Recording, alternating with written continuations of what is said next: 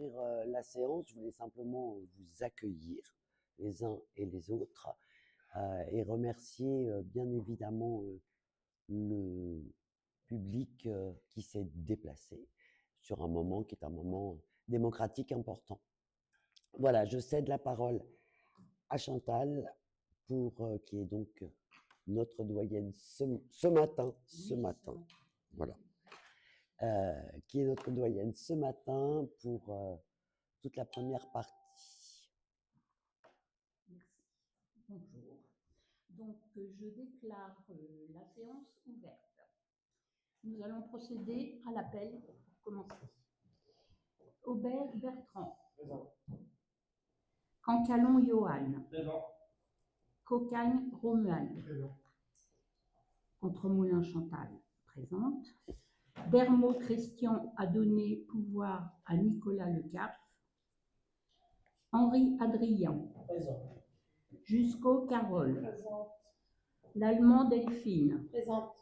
Lecarf Nicolas. Présent. Léger Janis. Présente. Levert Isabelle. Présente. Moureau Sarah. Présente. Ouknaz Ophélie. Présente. Pizzetta Sarah. Présente. Poré Tony. Présent. Rafik Fatna. Présente. Vallée Christian a donné pouvoir à Isabelle Levert. Lefebvre Éric. Présent. Méraud Anne-Gaëlle. Présent. Oui. Et on le fait passer pour les manches.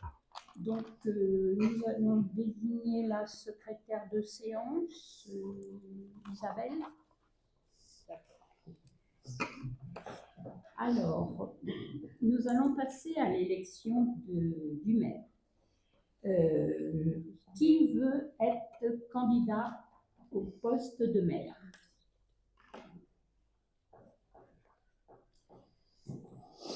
Nous allons distribuer des bulletins vierges et sur lesquels vous noterez votre candidat. Et nous allons désigner les deux assesseurs, donc les plus jeunes, Romuald Cocagne et Henri Adrien, qui procéderont à la collecte et au dépouillement. Voilà.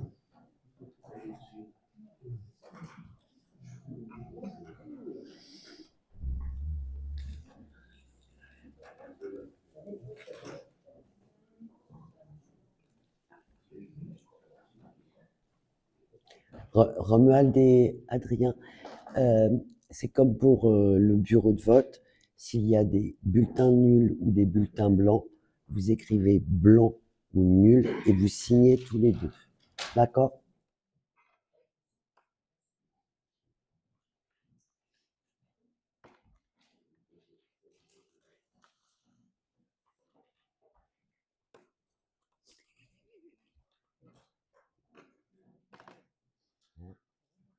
Oui, elle le fait très bien.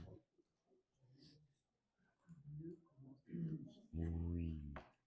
Non, tu te débrouilles vachement bien, il n'y a aucun souci. Bah oui, mais c'est normal que ça soit écrit. Non, non, c'est normal.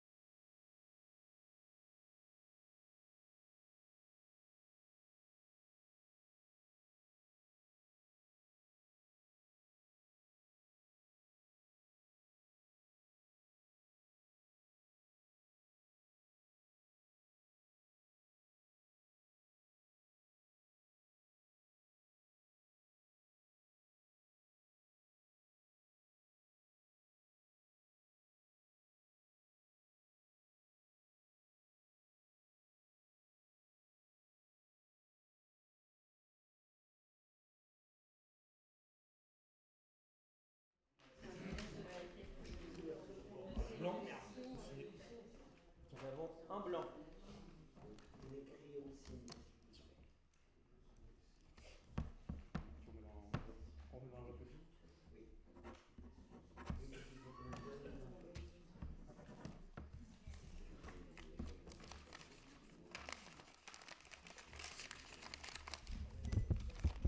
Un deuxième blanc.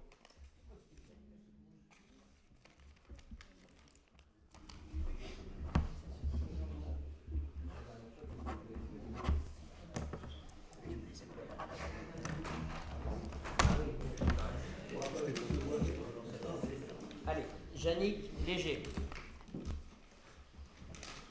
Merci à ceux qui ont fermé les enveloppes. C'est pour le secret du vote. Léger Yannick.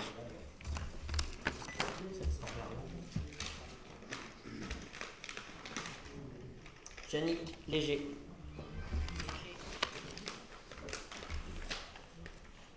Yannick Léger. Yannick Léger. Yannick Léger. Yannick Léger. Yannick Léger. Yannick Léger. Yannick Léger. Yannick Léger.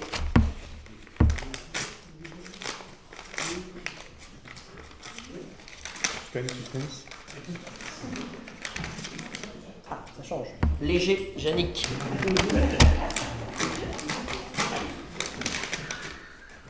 Yannick Léger.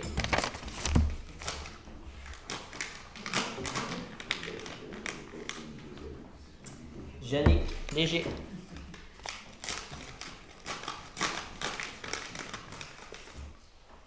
Yannick Léger. Léger, Yannick.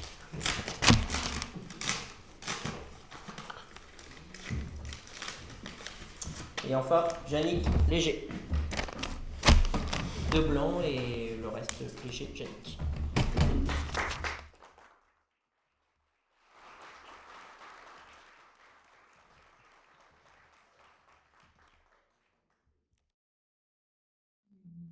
Vote.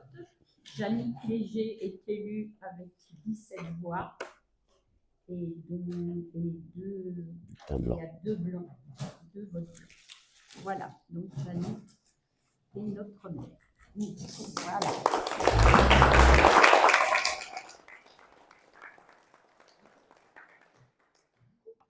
Merci beaucoup. Merci pour ceux qui me font confiance aujourd'hui autour de cette table. Et merci plus largement aux Lérysiens qui, je crois, ont dit leur volonté que nous puissions continuer les projets que nous avons entamés durant le dernier mandat. Je voudrais aussi en profiter pour remercier l'équipe qui nous a accompagnés entre 2020 et 2026, qui fut un mandat pas si facile que ça, une sortie de Covid, une guerre en Ukraine, une explosion des prix de l'énergie qui nous ont amenés parfois à se serrer un peu la ceinture pour pouvoir démarrer un mandat tout en faisant ce que nous avions dit que nous ferions. Et je voudrais particulièrement remercier les anciens élus qui nous quittent aujourd'hui, qui sont présents dans la salle. Et je voudrais que l'on applaudisse fortement une personne en particulier qui s'appelle Michel Schria, qui nous a accompagnés depuis de longues années et qui a réalisé en tout 4 mandats.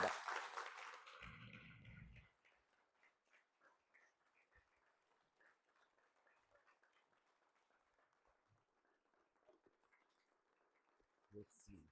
Merci.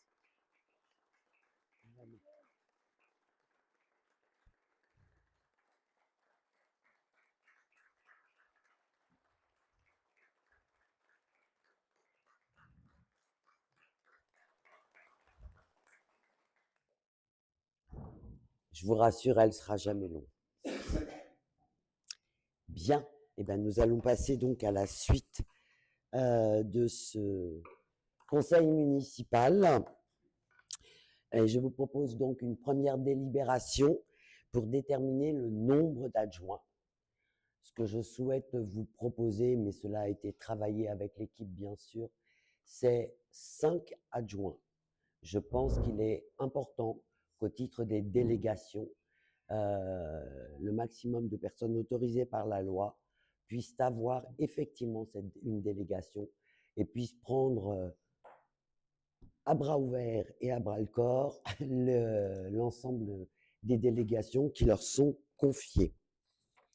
Donc, je vous propose de fixer le nombre des adjoints à 5. Y a-t-il des votes contre? Des abstentions? Je vous remercie. Nous allons donc maintenant élire les adjoints. Les adjoints sont élus par liste. Donc, vous allez avoir un bulletin avec 5 noms. Est-ce que vous souhaitez proposer des noms au titre d'adjoint parce que c'est la loi que je vous propose?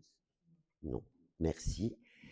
Et donc, je vous propose de recommencer un tour de table, messieurs les assesseurs, afin que nous puissions élire les adjoints. Donc, la proposition de cette liste, c'est Isabelle Levert, Nicolas Lecarf, Delphine Pommier, l'allemand, pardon. Delphine l'allemand. Mais quelle idée de se marier en plein milieu d'un mandat aussi, franchement. Oui, c'est vrai. Romuald Cocagne et Carole Jusco.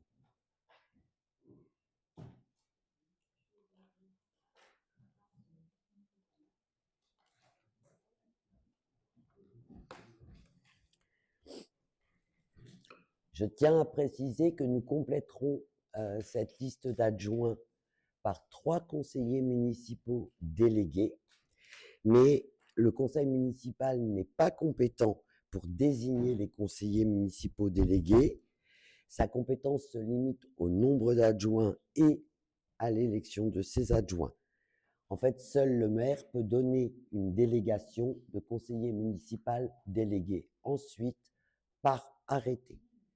Pour la transparence des choses, conseiller municipal délégué, il y aura donc Bertrand Aubert, il y aura Fatna Rafik et il y aura Johan Cancalo.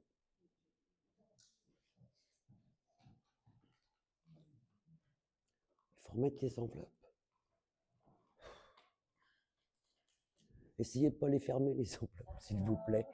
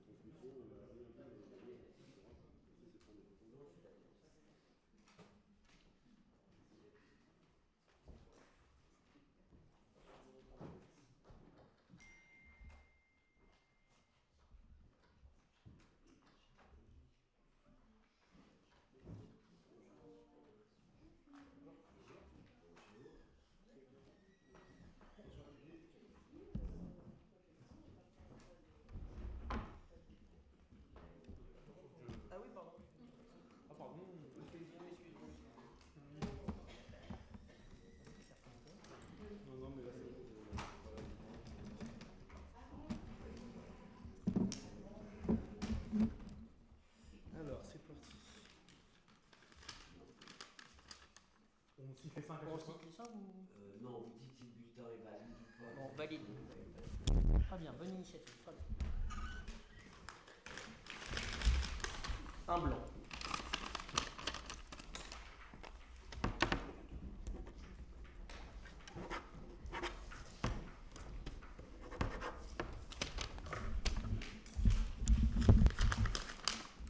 Deux blancs.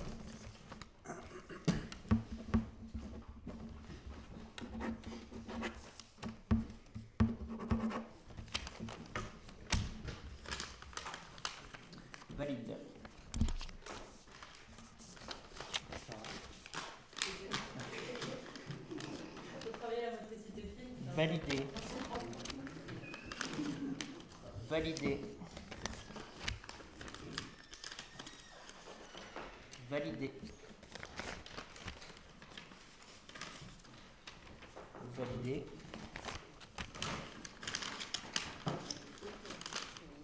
Validé. Non, ça va pas.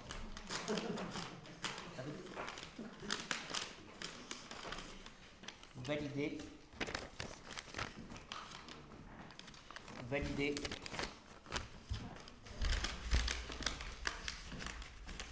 C'est collé.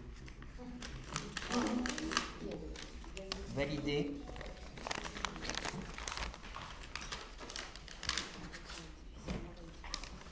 Validé.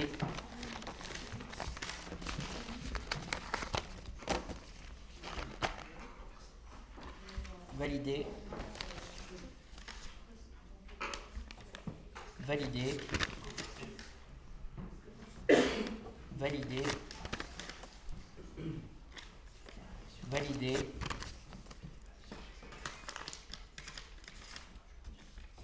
Validé. Et validé. 17 validés contre 2 blancs. Bien, merci beaucoup messieurs. Et donc, sont élus comme adjoints Isabelle Levert, Nicolas Lecarf, Delphine Lallemand, je vais y arriver, hein, Delphine, je te jure, Romuald Cocagne et Carole Jusco. Voilà, excusez-moi. Bravo à vous.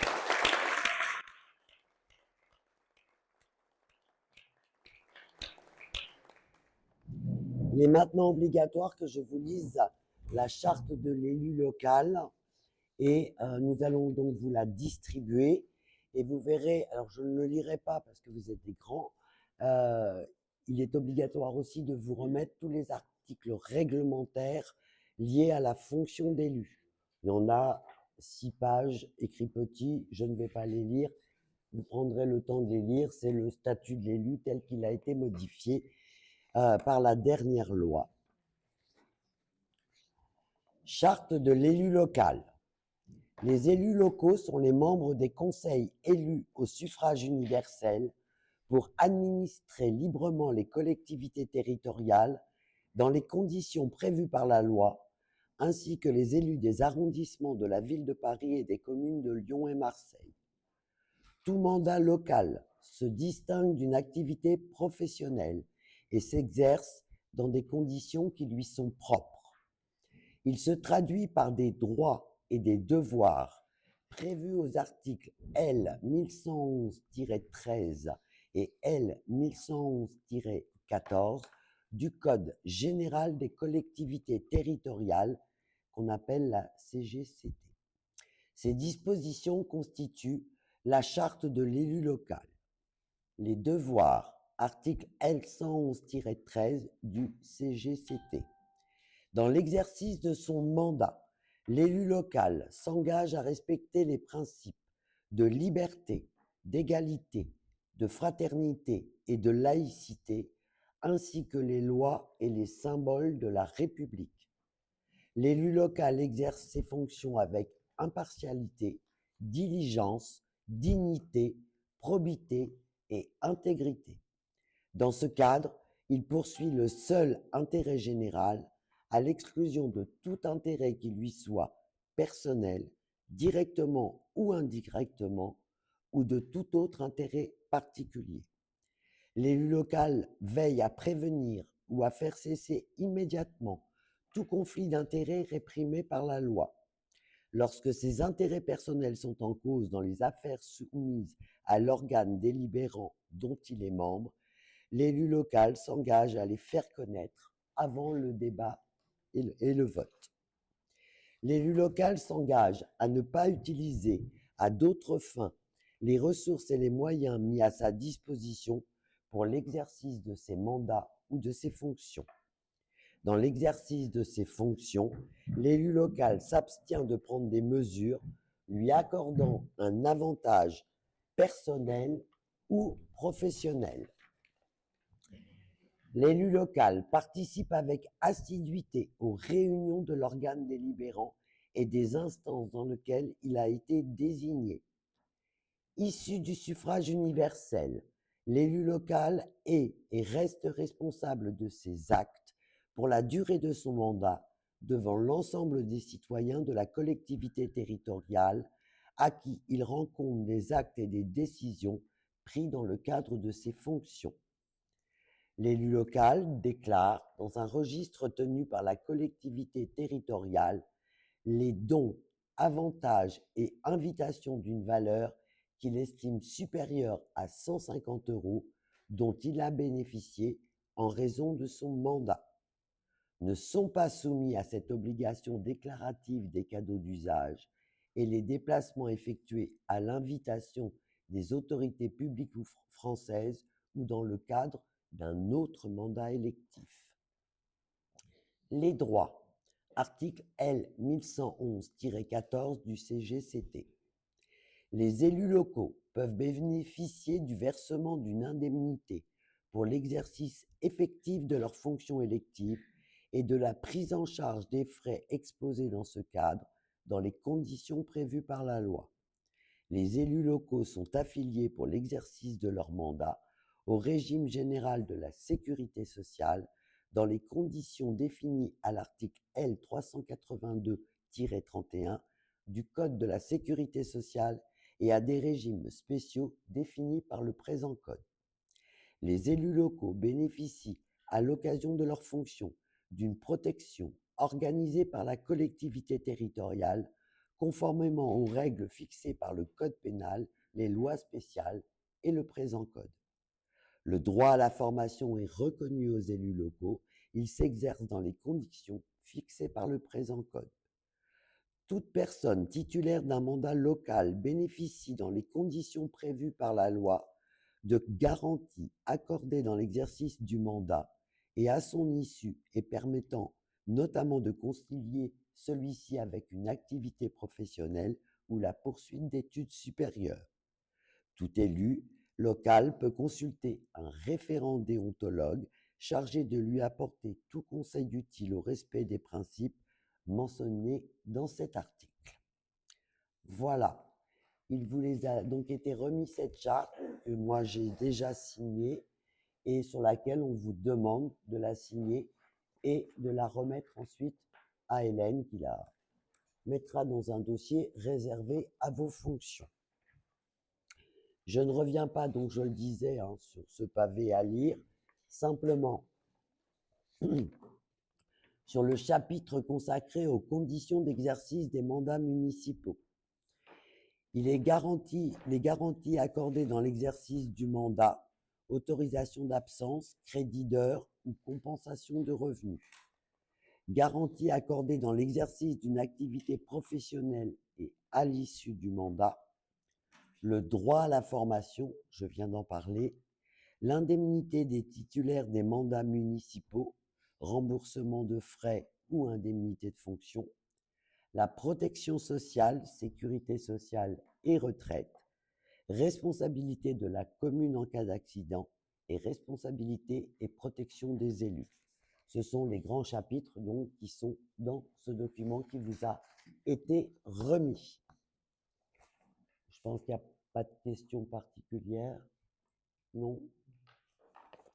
Très bien. Donc, nous devons maintenant délibérer sur les délégations du conseil municipal au maire.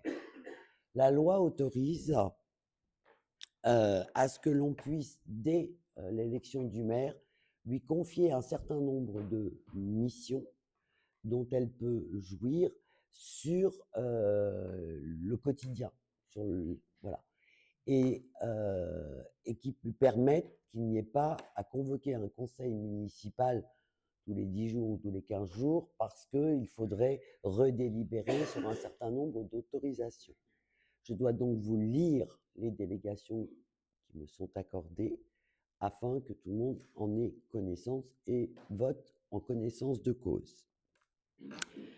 Alors, les délégations, celle d'arrêter et modifier l'affectation des propriétés communales utilisées par les services publics municipaux, de fixer dans les limites d'un montant de 2 500 € par droit unitaire les tarifs de droit de voirie, de stationnement, de dépôt temporaire sur les voies et autres lieux publics, et d'une manière générale des droits prévus au profit de la commune qui n'ont pas un caractère fiscal, ces droits et tarifs pouvant, le cas échéant, faire l'objet de modulations résultant de l'utilisation de procédures dématérialisées, de procéder dans les limites d'un montant unitaire de 500 000 € à la réalisation des emprunts destinés au financement des investissements prévus par le budget et aux opérations financières utiles à la gestion des emprunts, y compris les opérations de couverture des risques de taux et de change, ainsi que de prendre les décisions mentionnées au 3 de l'article L. 1618-2, sous réserve des dispositions de ce même article, et de passer à cet effet les actes nécessaires. Les délégations consenties en application du présent article prennent fin dès l'ouverture de la campagne électorale pour le renouvellement du conseil municipal. De prendre toute décision concernant la préparation, la passation, l'exécution et le règlement des marchés et des accords cadres, ainsi que toute décision concernant leur avenant lorsque les crédits sont inscrits au budget. De décider de la conclusion et de la révision du louage de choses pour une durée n'excédant pas 12 ans. De passer des contrats d'assurance ainsi que d'accepter les indemnités de sinistres y afférents. De créer, modifier ou supprimer les régies comptables nécessaires au fonctionnement des services municipaux. De prononcer la délivrance et la reprise des concessions dans les cimetières. D'accepter les dons et legs qui ne sont grévés ni de conditions ni de charges. De décider l'aliénation de gré à gré de biens mobiliers jusqu'à 4 600 €. De fixer les rémunérations et de régler les frais et honoraires des avocats, notaires, huissiers de justice et experts. De fixer dans les limites de l'estimation des services fiscaux, appelés domaines, le montant des offres de la commune à notifier aux expropriés et de répondre à leurs demandes. De décider de la création de classes dans les établissements d'enseignement. Alors, juste une petite précision, c'est l'Éducation nationale qui crée les classes et qui les... Mais en fait, j'ai le droit d'accepter ou pas, sans consulter le conseil municipal. De fixer les reprises d'alignement en application d'un document d'urbanisme. D'exercer au nom de la commune les droits de préemption définis par le Code de l'urbanisme, que la commune en soit titulaire ou délégataire. Ici, c'est l'agglo qui a le droit de préemption et qui peut le redonner à la commune. De déléguer l'exercice de ces droits à l'occasion de l'aliénation d'un bien selon les dispositions prévues à l'article L. 211-2 de ce même code dans les conditions que fixe le conseil municipal. D'intenter au nom de la commune des actions en justice ou de défendre la commune dans les actions intentées contre elle concernant les affaires relevant de l'ordre judiciaire et administratif, et de transiger avec les tiers dans la limite de 1 000 €. Cette délégation est consentie tant en demande qu'en défense et devant toutes les juridictions. De régler les conséquences dommageables des accidents dans lesquels sont impliqués des véhicules municipaux dans la limite de 10 000 € par sinistre. De donner en application de l'article L. 324-1 du Code de l'urbanisme l'avis de la commune préalablement aux opérations menées par un établissement public foncier local.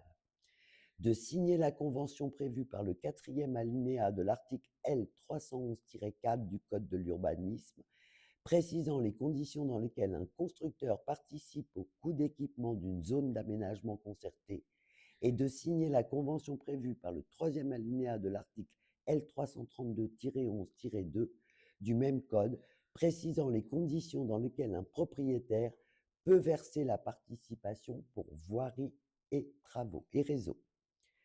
De réaliser des lignes de trésorerie sur la base d'un montant maximum fixé à 250 000 € par année civile, d'exercer au nom de la commune le droit de préemption défini par l'article L214-1 du Code de l'urbanisme, d'exercer au nom de la commune le droit de priorité défini aux articles L240-1 à L240-3 du Code de l'urbanisme, de prendre les décisions mentionnées aux articles L523-4 et L523-5 du Code du patrimoine relatives à la réalisation de diagnostics d'archéologie préventive prescrits pour les opérations d'aménagement ou de travaux sur le territoire de la commune, d'autoriser au nom de la commune le renouvellement de l'adhésion aux associations dont elle est membre. Je tiens à préciser que dans le quotidien, la plupart de ces autorisations sont de toute façon rediscutées en groupe majoritaire. Et il ne vous a pas échappé que durant ces 6 dernières années, tout ce qui s'agit d'emprunts ou de lignes de trésorerie ont été proposés en conseil municipal pour vote. Je pense que c'est le minimum de transparence que l'on doit à nos citoyens. Voilà. Y a-t-il des votes contre? Des abstentions? Je vous remercie. Nous allons maintenant délibérer sur les indemnités de fonction aux maires et aux adjoints. Vous avez déjà entendu donc que l'indemnisation est autorisée dans le cadre de la loi pour couvrir les frais liés à l'exercice du mandat, mais il est prévu dans la limite d'une enveloppe financière. Il est donc possible d'allouer des indemnités de fonction aux maires, aux adjoints et conseillers municipaux titulaires d'une délégation, et un tableau récapitulant l'ensemble des indemnités allouées aux membres de l'Assemblée délibérante sera bien évidemment joint à la délibération. Ainsi, ce que nous vous proposons sur l'ensemble de l'enveloppe, nous vous proposons une indemnité de maire à hauteur de 52%, le maximum autorisé étant 55,7. Nous proposons ensuite aux adjoints au maire un taux à 16,40%, le taux maximal étant fixé à 21,38%. Et nous proposons pour les conseillers municipaux délégués un taux à 8%. Voilà, y a-t-il des questions? Oui. L'enveloppe totale, elle est de 6 494,64 €. Voilà. C'est une enveloppe qui est donnée, c'est un chiffre qui est donné par l'État en fonction de la taille de la commune et du nombre d'adjoints maximum autorisés. Voilà. Après, on peut la répartir et c'est ce que je fais, c'est-à-dire que le maire et les adjoints en prennent moins pour financer aussi les conseillers municipaux délégués. On peut ne pas tout prendre, ce que l'on fait, on peut tout prendre. Enfin, voilà. Après, la loi autorise de gérer cette enveloppe comme on le souhaite. En fait. Voilà, y a-t-il d'autres questions? Des votes contre? Des abstentions? Je vous remercie. Je vous propose dès à présent d'adopter aussi notre règlement intérieur. Normalement, vous l'avez reçu. Donc, je ne vais pas le relire entièrement si vous m'y autorisez. Simplement, ce règlement, en fait, nous permet de se donner des lignes de conduite au-delà de la charte de l'élu local. Il précise des choses comme les convocations, l'ordre du jour, l'accès au dossier, les questions orales ou écrites, les délais pour les proposer et les présenter, les tenues de séance conseil municipal, le quorum, les mandats, les secrétariats de séance, l'accès et la tenue au public, puisque un conseil municipal normalement est public, mais le maire a droit de le mettre à huis clos s'il considère qu'il y a un problème à ne pas le faire. Voilà, c'est en général parce qu'il s'agit de choses plus touchant des personnes en direct quand il y a un huis clos. L'enregistrement des débats, donc ce qui est fait ce matin, voilà, la police de l'Assemblée qui appartient au maire. Ça reprécise le déroulement de la séance, les débats ordinaires, la préparation à l'examen du budget, la suspension de séance, les amendements, les votes, la clôture de toute discussion, les procès-verbaux, la validité des pouvoirs et ensuite ce qui avait été introduit au dernier mandat et que nous avons conservé, le bulletin d'information générale et le site internet, donc le droit d'expression dans le bulletin municipal, notamment pour l'opposition. Voilà. Et après, c'est le fait qu'on peut le modifier, mais on ne peut le modifier que sur proposition et par un vote du conseil municipal. Y a-t-il des questions? Des votes contre? Des abstentions? Je vous remercie. Détermination du nombre de membres au CCAS. Alors là, nous allons avoir un certain nombre de désignations que nous avons souhaité introduire dans le premier conseil municipal afin que la vie reprenne son cours le plus rapidement possible. Donc, un CCAS a au maximum un nombre qui ne peut pas excéder 16 personnes et qui ne peut pas être inférieur à 8. Il doit être pair, puisqu'une moitié des membres est désignée par le conseil municipal, l'autre moitié est désignée par le maire au titre d'une qualification particulière, qui sont en règle générale des gens représentant les seniors, les gens représentant le monde du handicap, les gens représentant le monde de l'insertion et les gens représentant le monde de la famille au sens large. Voilà, donc ce matin, je vous propose que nous ayons un CCAS à 8 membres. Nous vous proposons d'élire les représentants élus. Nous avons fait une proposition, puisque normalement, ça fait partie de ces commissions où nous devons proposer à l'opposition de présenter une liste et de panacher cette liste en fonction de ce qu'on appelle le plus fort reste à la proportionnelle, qui est un calcul un petit peu compliqué.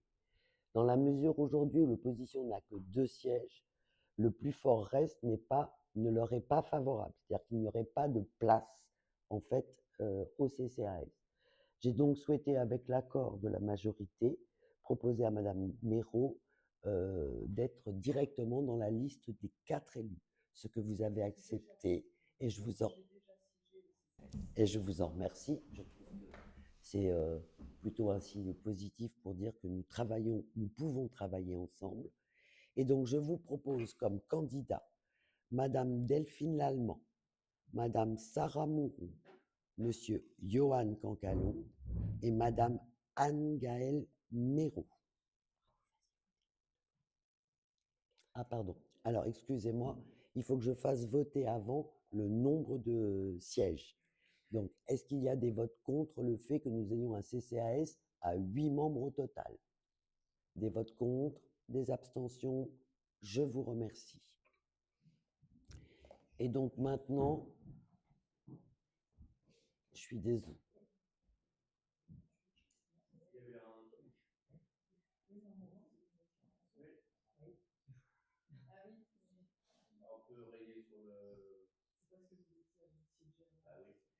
Oui, il n'y a aucun souci. Ah non, mais sur qu'est-ce qui est écrit sur les listes? Alors, non, mais il y a effectivement, et ben dans ce cas-là, si vous souhaitez que ça soit Adrien, moi ça me pose aucun problème, vous barrez le nom de Johan et vous réécrivez Adrien Henry, s'il vous plaît. Chacun. Vous le barrez gentiment.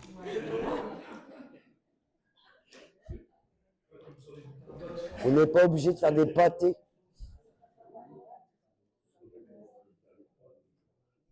Je savais bien qu'on ferait une erreur. On l'a lu, relu et relu, mais j'ai fait une erreur.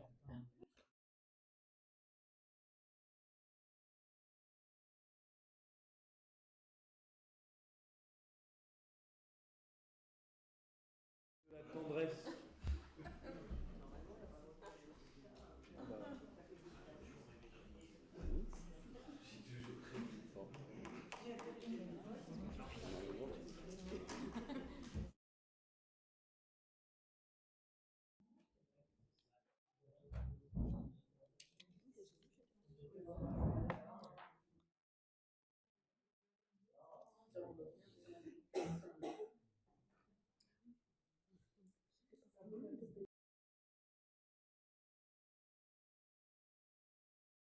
Non mais je pense qu'on va mettre mon portrait à côté de celui d'Emmanuel Macron pour que quand vous siégiez, il y ait moi qui vous regarde de façon bienveillante.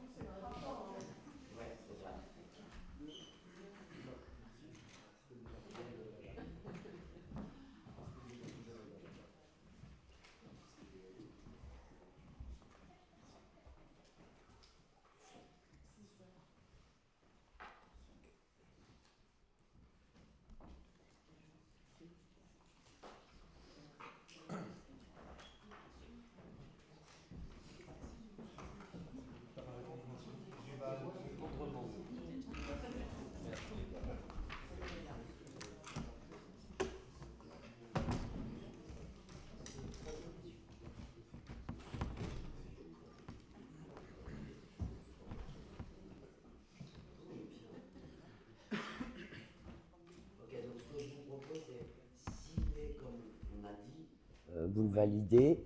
S'il y a une différence, il est pris en compte. Voilà. Validé. Validé. Validé. Validé. Validé. Validé. Très bonne série. Bah, la première liste avec ouais. C'est pas moi. Hein. Validé. Merci. La deuxième liste avec ouais. Ah, donc là c'est sûr c'est pas moi. Validé. Je le prends bien, vous inquiétez pas. Bertrand, c'est ton vote du coup.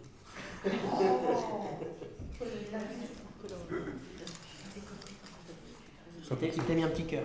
Ah. Validé. Validé. Validé. Validé.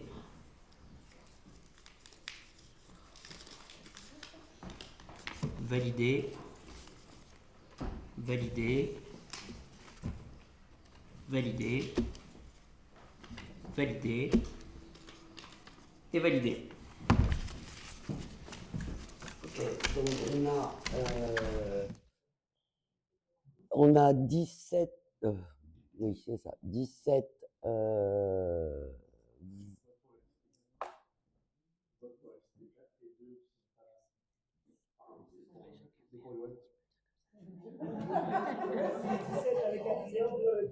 c'est ça.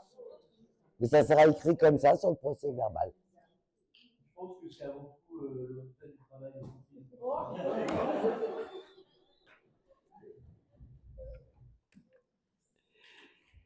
Alors, je vous rassure, il y aura encore une élection, mais après, c'est que des désignations. Voilà. Donc, nous désignons maintenant les délégués au syndicat intercommunal de l'école de musique Val-de-Reuil-Léry-Pose. Nous avons, grâce à cette adhésion, une représentativité au sein des instances. Il est donc nécessaire de nommer un titulaire et un suppléant. Et nous avons convenu de désigner Madame Ophélie Ouknaz comme déléguée titulaire au SIEM et Madame Sarah Moreau comme déléguée suppléante. Non, Pizzetta, pardon, excusez-moi. Ah bah oui, non, mais vous appelez tous pareil aussi. Moi, je suis désolé. Au moins, moi, je m'appelle Jannick, voilà. Hein, bon. Non, c'est Sarah Pizzetta, excusez-moi. Voilà. Et donc, sans H à Sarah. Je précise. Hein. Ok, y a-t-il des votes contre? Des abstentions? Je vous remercie.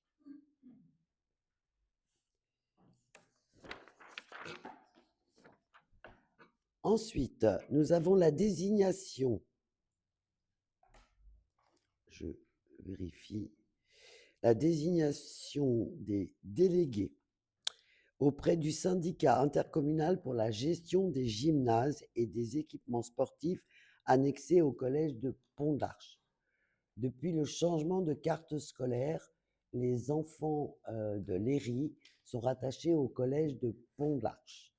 Donc, le syndicat qui gère le gymnase nous avait demandé une adhésion pour participer aux frais d'utilisation de ce gymnase, mais ce qui nous donne la possibilité d'avoir 2 titulaires dans cette instance qui se réunit à peu près tous les trimestres, à peu près. Hein, ouais, c'est ça. À Alizé. Donc, vous m'avez fait des bêtises. Je pense. Nicolas y est plus. C'est ce qu'on avait dit là. D'accord. Non, je préfère vérifier parce que si je dis 3 fois la même. Non, c'est ça. Et donc, ce que je vous propose comme titulaire, c'est Carole Jusqu'au et Adrien Henry.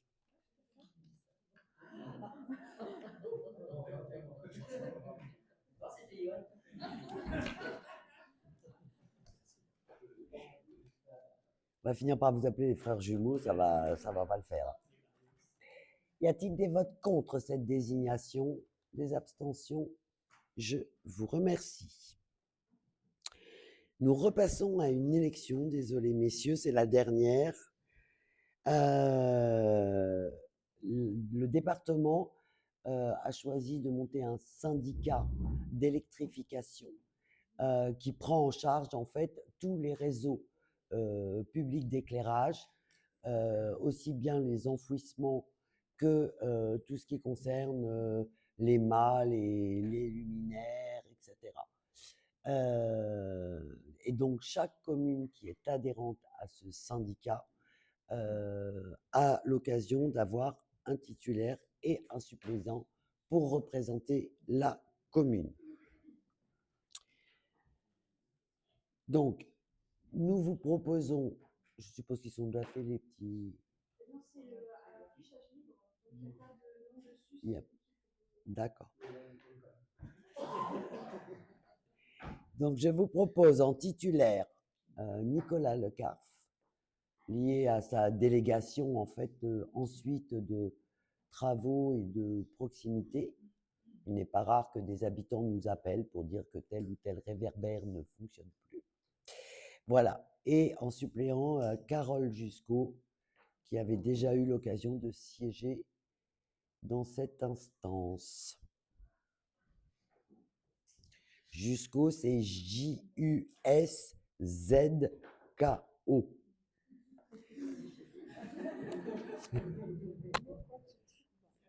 Oui, ça compte très peu Scrabble.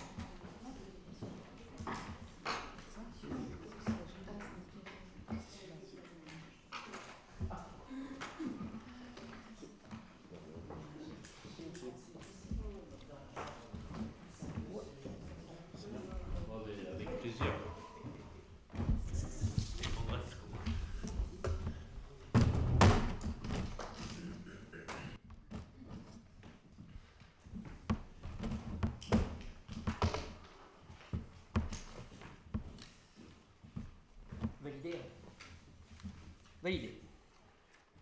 Validé. Validé. Validé. Validé. Un blanc.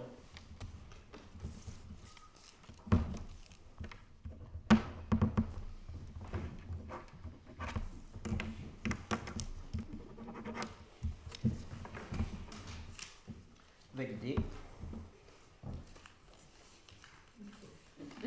Validé. Validé. Validé.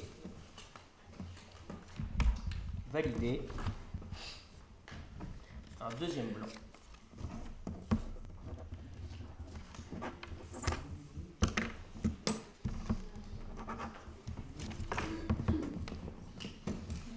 Validé. Validé. Validé. Validé. Validé.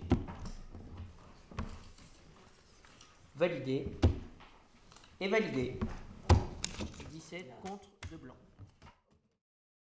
Merci beaucoup et merci de votre rôle d'assesseur, messieurs. Et j'en profite pour vous dire que vous ne vous sauvez pas parce que les assesseurs doivent signer les PV à la fin.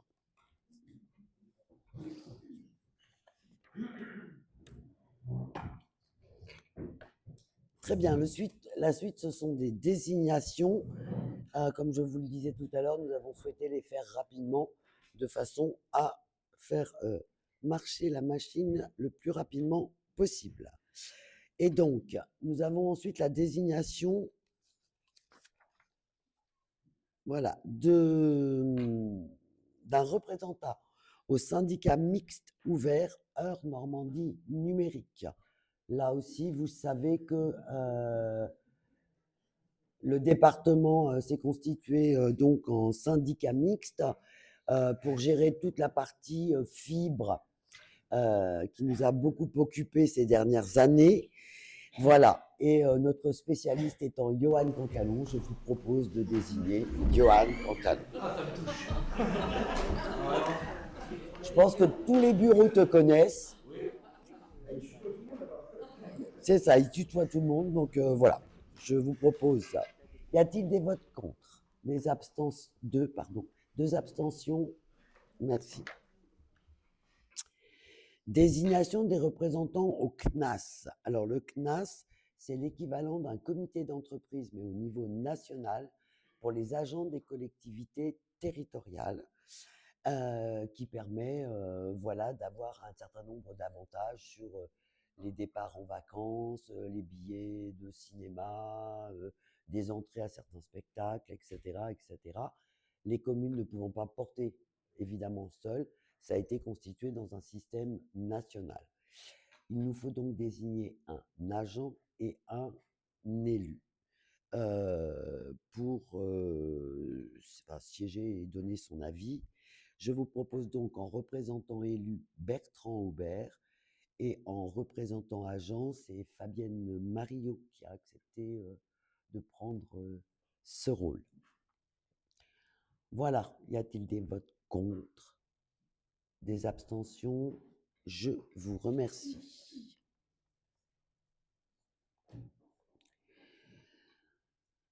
Les statuts de Mon Logement 27 ont légèrement évolué puisque Mon Logement 27 est le résultat de la fusion entre Heure Habitat, qui était un organisme HLM purement départemental, et Mon Logement 27, qui était un bailleur social à dominante privée, avec des apports financiers privés. Mais à chaque fois, les communes qui ont des logements de ces deux bailleurs avaient un certain nombre de places, entre guillemets, pour représenter leur commune.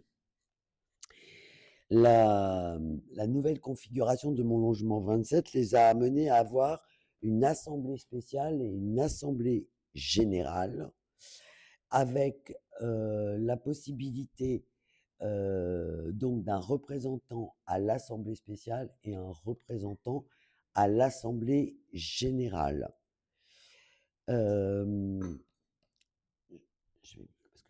parce qu'on a donc proposé un représentant à l'Assemblée générale en la personne de Delphine Lallemand.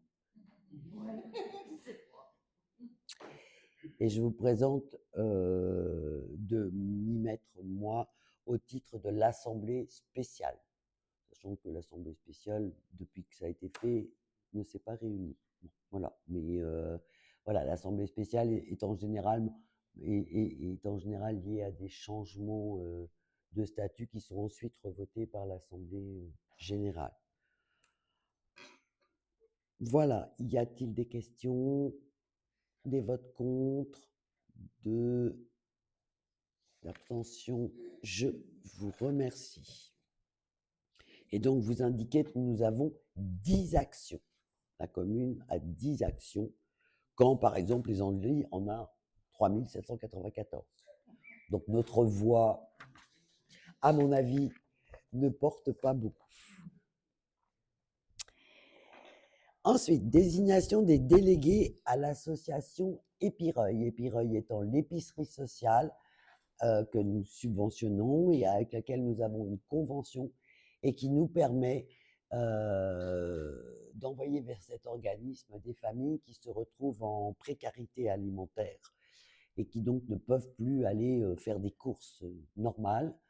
L'épicerie sociale ayant comme objectif, évidemment, de vendre à des prix extrêmement réduits l'ensemble des aliments, voire des produits, voilà, nécessaires à la vie courante, produits d'hygiène, produits d'entretien, etc. Il nous est demandé un titulaire, un suppléant. Je vous propose en titulaire Delphine Lallemand, puisque en tant qu'élue, en tant qu'adjointe, elle prendra la délégation de la solidarité. Et en suppléante, je vous propose Sarah Moureau, avec un H. Y a-t-il des votes contre, des abstentions? Je vous remercie. Nous arrivons vers la fin. Désignation d'un élu référent forêt-bois. Donc, en fait, l'Union régionale des collectivités forestières de Normandie est une association loi 1901 qui a été créée en 2017 à l'initiative d'élus des 5 départements normands. Elle accompagne les communes pour valoriser les territoires forestiers et place la forêt au cœur du développement local. Elle essaye de représenter et de défendre les intérêts des collectivités. Elle accompagne les collectivités dans leurs projets liés à la forêt et au bois. Elle informe et forme des élus sur les thématiques forestières. Et donc, elle nous sollicite pour un titulaire et un suppléant. Je vous propose en titulaire Tony Poré et en suppléant Isabelle Levert. Y a-t-il des questions, des votes contre, des abstentions? Je vous remercie. Ensuite, il faut nommer un représentant à la CLECT. La CLECT, c'est la commission locale d'évaluation des charges transférées. C'est-à-dire qu'à chaque fois que l'on donne une compétence nouvelle à l'agglomération Seigneur, on arrête les compteurs de dépenses et recettes de cette charge et on regarde en fait combien l'agglomération va devoir mettre pour reprendre cette compétence. Un exemple pour être plus clair, quand le centre de loisirs a été transféré, on a pris les charges, les salaires, les dépenses de fonctionnement, etc. Et on a pris les recettes en disant, en prenant en recette évidemment les subventions de la CAF liées au centre de loisirs et le paiement par les familles de la prestation. Et aujourd'hui, donc la CLECT, à l'époque, a acté que le centre de loisirs coûtait, en termes de transfert, 51 000 € et que donc nous payons chaque année à l'agglo 51 000 € puisque nous n'avons plus la responsabilité et la charge de ce centre de loisirs. Voilà, je vous propose, étant élu communautaire, de me désigner comme représentant à cette quête. Y a-t-il des votes contre? Des abstentions? Je vous remercie. Enfin, je crois que c'est la dernière. Ouais. Désignation de représentants de la commune auprès d'Eure Aménagement Développement. Nous sommes actionnaires, comme la majorité des collectivités dans l'Eure, donc de Eure Aménagement Développement. Nous y possédons 67 actions. Mais nous n'avons pas assez de parts pour avoir un poste d'administrateur. De ce fait, notre collectivité a droit à une représentation par le biais de l'Assemblée spéciale des collectivités. Et donc, je vous propose de nommer en titulaire Isabelle Levert, du fait de sa délégation d'aménagement et d'urbanisme, et de me mettre en suppléante, puisque derrière, c'est aussi toutes les affaires d'aménagement que nous partagerons avec Isabelle. La commune n'a pas fait appel. Alors, EAD, en fait, peut vous permettre de constituer un projet, de regarder, comment dirais-je, les aménagements possibles, de monter des appels d'offres à la place de la commune, etc.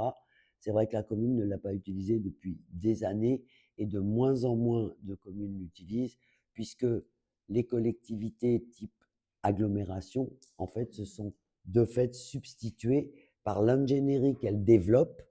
Il n'y a plus besoin de passer vraiment par EAD, puisque la collectivité est là pour épauler, l'EPCI est là pour épauler la commune. Néanmoins, ça existe encore, nous y avons des sièges, donc voilà, la proposition Isabelle et moi-même. Y a-t-il des votes contre? Des abstentions? Je vous remercie.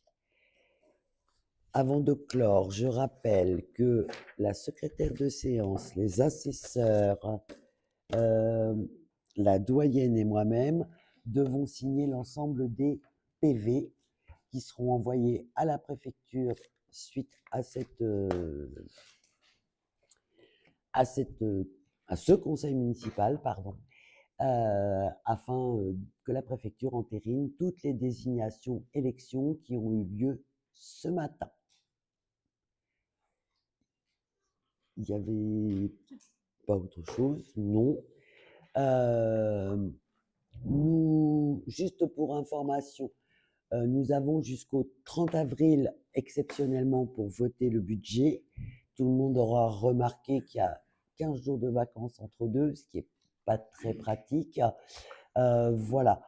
Donc en fait, nous pensons faire le vote du budget le 9 avril. Je suis juste en train de vérifier parce que derrière l'installation des communes, il y a l'installation du nouveau conseil communautaire, dont je n'ai pas pour l'instant la date. Je sais que M. Leroy souhaitait, avant les élections, il nous avait dit qu'il souhaitait le faire avant les vacances. Pour le coup, on n'a pas de date précise actuellement. Je pense que tout le monde attend le dimanche soir prochain pour organiser les choses. Donc, voilà, ce que je vous demande, c'est plutôt de réserver votre 9 avril et dès qu'on a la confirmation, eh bien sûr, vous aurez confirmation. Il est aussi possible, dans la mesure où ce budget est prêt, vous savez, le budget doit être envoyé, contrairement à l'ensemble des documents où on a 5 jours francs pour les envoyer, il doit être envoyé 12 jours avant le conseil municipal qui le délibérera. Donc, il est possible qu'on vous l'envoie très en amont et qu'on soit obligé de décaler la date à cause du conseil communautaire. Mais dans ce cas-là, de toute façon, vous l'aurez reçu dans les délais. C'est ça qui est le plus important. Voilà, mais on vous tiendra au courant. Eh bien, merci beaucoup pour cette très belle première séance. Un jour de travail.